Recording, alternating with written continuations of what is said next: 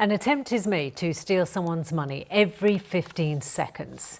That's according to research published today by Financial Fraud Action UK. They say the number of fraud victims has risen by more than 50% this year alone. Research carried out here in the East Midlands shows that only a third of people here stop and think when asked for information by someone claiming to be from their bank. A new campaign called Take 5 aims to change that. Michael Sibbert has more.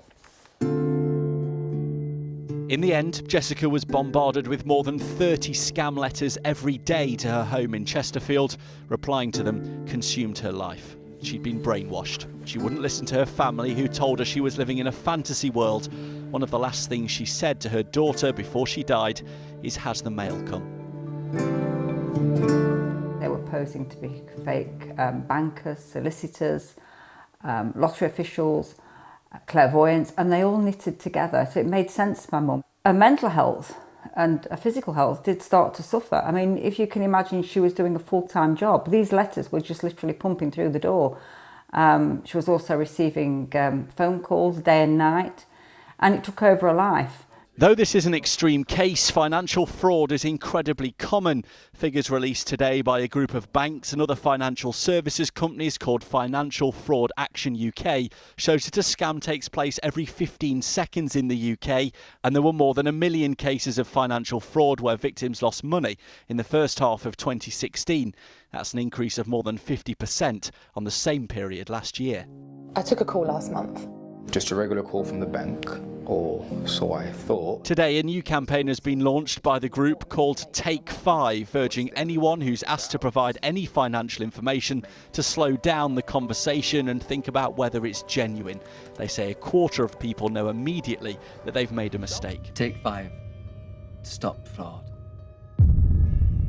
Since her mum died 9 years ago, Marilyn has set up her own charity called Think Jessica, making people aware of the danger and financial implications caused by postal and telephone scams. This is a massive problem, and Taking 5, the initiative, I think is fantastic, but I also think that we need more educational material out there, because a lot of these victims that are targeted haven't got internet access.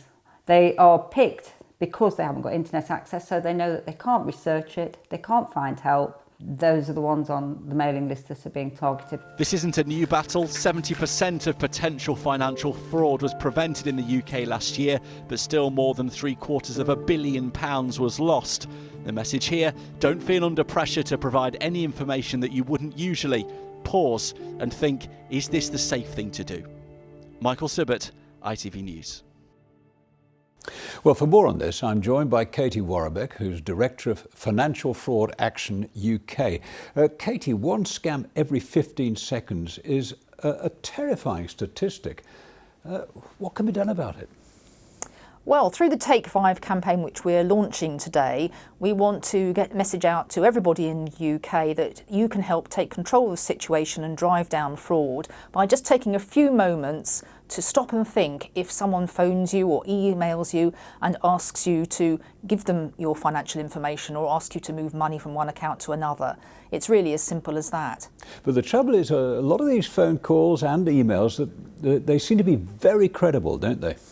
Yes, they are very sophisticated con men, and we've seen examples of people spending hours on the phone from people who pretend to be from the police or from the bank, and they are very credible. But you've got to stop and think and just take back control of that situation, and if you're not at all sure about what happens, put the phone down and go and speak to somebody and ask for advice.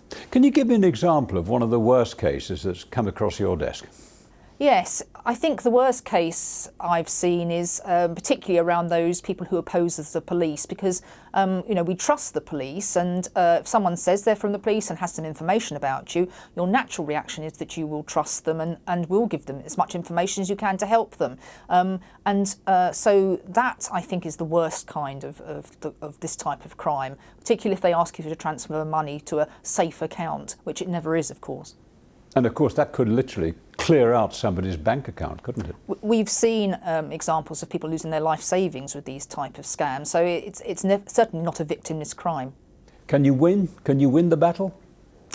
I think we can with everybody's help. And we do need everybody in the UK to really try and drive these insidious fraudsters out. So please help us with this Take 5 campaign and just take back control of the situation. Indeed. Katie Warbeck, thank you for joining us. Thank you. And you can find support links around the issues of spotting and stopping financial fraud on our website. The address is itv.com/central.